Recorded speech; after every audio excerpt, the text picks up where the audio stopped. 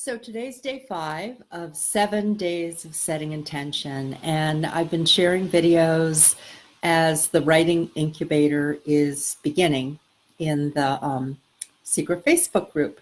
And so this is the way that we start with a writing project or a project of creativity, is getting clear on the intention.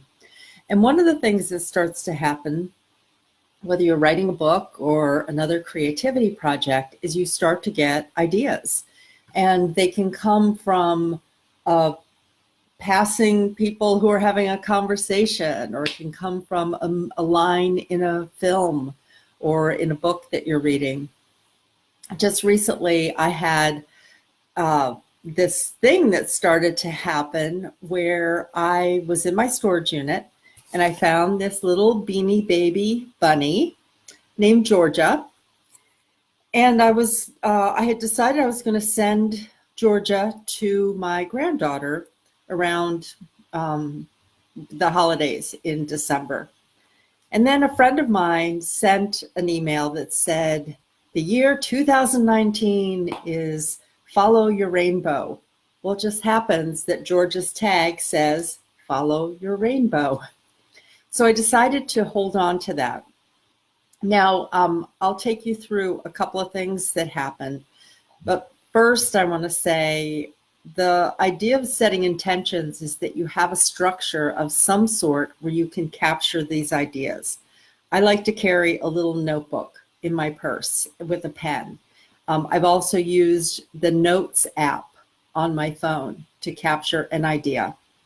An idea can literally be a quote or just some little passing idea, and then you write it down. And one of the reasons to write it down is that what you're actually saying to your intuition or your inner guidance, your connection to an intelligent universe, is that you're listening and you want more.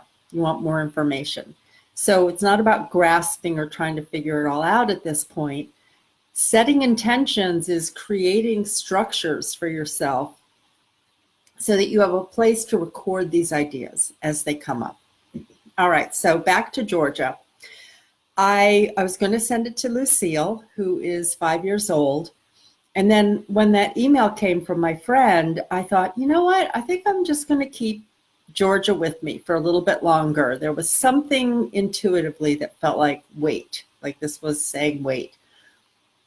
And over the last 4 months, there has been one idea after another. A friend suggested, when I said I was going to send some pictures of Georgia doing things with me, that she suggested that I put a book together of pictures that I would take of Georgia at the coffee shop with different cats and dogs that I care for when I do pet sitting, in when the snow came, when the daffodils came up, different things like that. So I looked into creating a book, and then there was something else that started to come, and it was like, just send a photo. So I started by having a photo of Lucille on my computer screen, and then putting Georgia sitting on the computer where I took a photo of her, and I said to Lucille, Georgia saw your photo and she wanted to get to know you. Well, here's something about Georgia. Georgia's tag says, follow your rainbow. So I took another picture of Georgia sitting on a rainbow that was on the rug that had come from the light shining in and creating a rainbow. So it was like, do you have rainbows at your house? So little by little, I've been taking these pictures of Georgia. At one point, I read a story. I have a children's book that I found in my storage unit. And I put that on, I recorded that for Lucille, with Georgia sitting in the background with a bunch of teddy bears that my friend Karen has.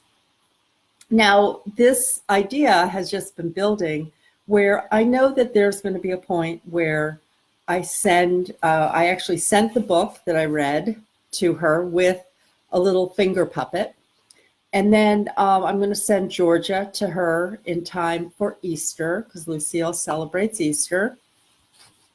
And then I'm going to put a book together. And so that's many times how a creativity project comes together, one little piece at a time.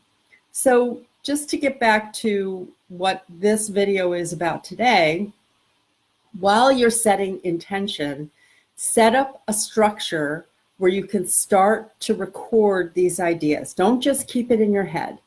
Have a little notebook, put it on your computer.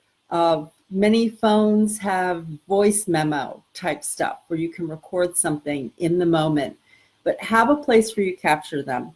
And just recently, I have been writing a book that I started back in 2008, and it's kind of the idea of continuing it has been here. It has 35,000 words.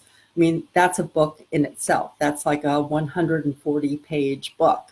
So I have been going back to the journals that I wrote during that time period, looking for clues. What did I record? What was going on? What was I thinking at that time?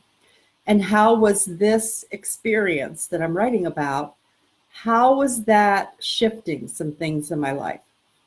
You never know how you're going to use this information in the future. But as a creative person, I would say just write down the ideas. Some of them you will never use, but many of them will lead you on a journey of creativity. All right, that is the intention for today. So I will see if I can do 2 more recordings of this before the event ends. Thanks for stopping by.